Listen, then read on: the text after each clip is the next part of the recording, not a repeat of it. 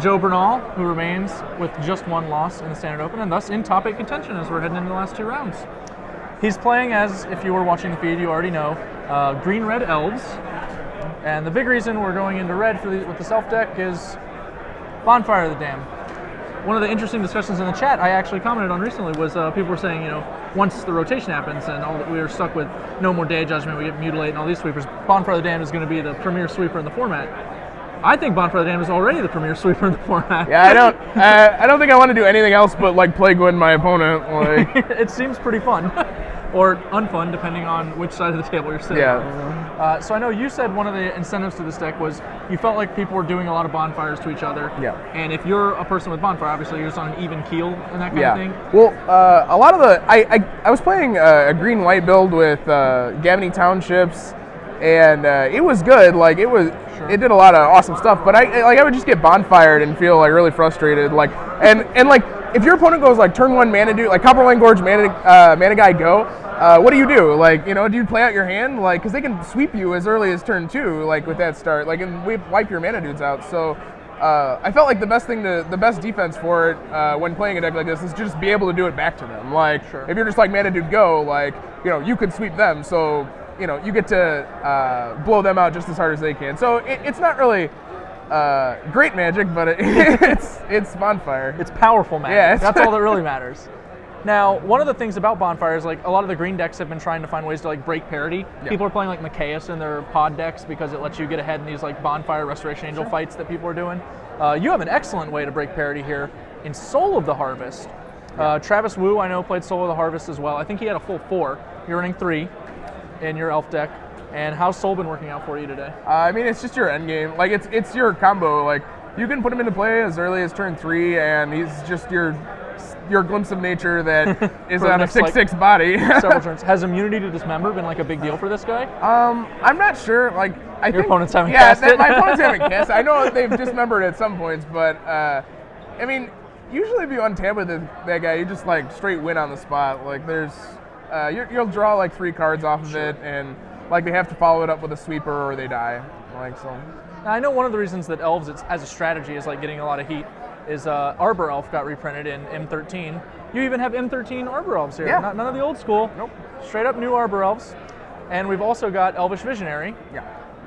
That's the best card in the deck. The best card in the deck, Elvish Visionary. Known as one of the best elves in Legacy as well. Yeah. It's a little more powerful there with Wirewood Symbiote and all. Yeah, but, definitely. What does Elvish Visionary enable really for this deck? It just puts an elf out there without overcommitting. For Elvish Archdruid and Azuri to be good, you have to have a critical mass of elves on the table. Sure. So Elvish Visionary definitely pulls its weight. Just cantripping, replacing itself. If they sweep her, I had a guy Day of Judgment in 3 of my Elvish Visionaries because they were just beating him down, and he's all right, Day of Judgment, and it was pretty awesome. So. Sure. So have you had the frustrating moment where you Elvish Visionary into a bonfire today? Huh? No, every time I draw that card, I don't care. You're okay with it? Yeah. Sure. We've also got a very underplayed card here in Copperhorn Scout from Scars of Mirrodin. Copperhorn Scout, what are we doing with the Copperhorn Scout here? Well, the number might seem really odd, but 2? This card, this card really sucks a lot of the times. But sometimes it just makes 15 mana or something by untapping an Archdruid or 2 Archdruids, and you can really just win in some terms that you wouldn't be able to do with any other cards.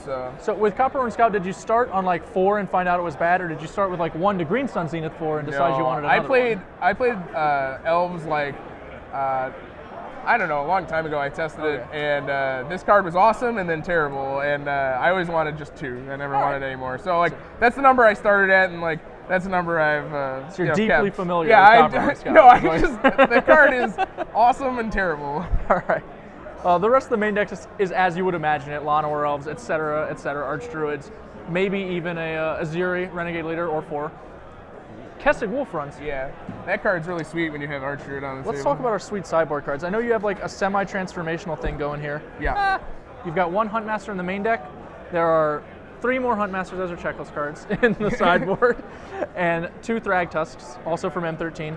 So what do you do with these guys? You kind of just move into being a semi-green-red aggro deck, Yeah. or with elves instead of like Stronger Roots There's and whatnot? also some three Sword of War and piece on the board, and it just lets you turn into like like a red-green aggro deck versus the decks like a lot of people like board in like if they have like sweepers, like some of the mid-range decks will board in a couple Day of Judgments, and they'll keep hands that just have like a ton of removal in it, and then you just like play these token maker guys, and they just beat them down with like really bad creatures, and they just die. Like, they just slowly make bad trades until they die to a wolf run. Like they can't. Yeah, you just have a wolf run, and then eventually you'll play a sword. I mean, the deck, it does so much incremental damage, like post board when you have Huntmaster, Thragtusk, Elvish Visionary, all these like really 2-for-1 creatures. Sure. So. Another great answer to sweepers that I was personally amused by was the Malira Sylvok Outcast, which is excellent against Black Sun Zenith. Definitely not in there for Black Sun Zenith. Are you sure? Are you sure? No, obviously sideboarding it for the Infect decks, which have been really popular in Moto. There are a few in the room today. However, you, I assume, have gotten to use it to some use against the Black decks. Against Anthony Eason, I just like put it into play and like shut off 4 of his outs or 3 of his outs that he had to my board in Black Sun Zenith, and that was it. So quite reasonable. Yeah, I mean, and you good. also and I drew a card off of it, so got to play Ground Seal against Anthony. Yes. Ground Seal is also an M13, a lesser known reprint. It's an enchantment that cantrips when it comes into play, which is automatically pretty good, especially in your cantrip heavy deck already. Yeah. But it shuts off. It basically gives Graveyard Shroud. And it's not just your opponent's graveyard, it's also yours. So you can't just run it in your Snapcaster Mage deck. It's not that cute. But how have you liked Ground Seal today? It's been like really good. It's just a cantrip, so it's not terrible. Like you're never that disappointed. Right, yeah. And you just making Snapcaster just a 2/1 is really awesome. And like Grafdigger's Cage is just like really mediocre. Yeah, it's really bad. Also, I also play Green Sun Zenith, so I mean, Ground Seal's been pretty good. Like shutting off Snapcaster's great. So. I've really liked an Nihil Spellbomb in black deck, so I imagine I'll feel the same way about Ground Seal. Like it's just an excellent card in general. Right. And like just leaving it on the table forever is just outstanding. Like and they can't on barrel rights either. Sure. Like you can put it into play against like Frights or something like that, and something that would be like a bad matchup if they Elish Norn early, and you just play Ground Seal and you're like, okay, sweet.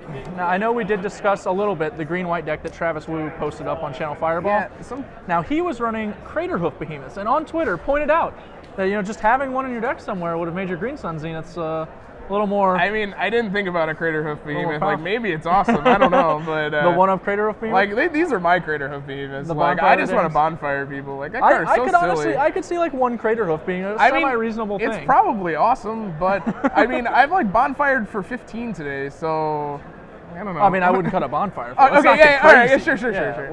Reasonable. I'm sure I could cut something for it, but I don't know. Like I didn't think about it, so. Sure. Like never actually crossed my mind. Are there any changes to the deck you think you'd make?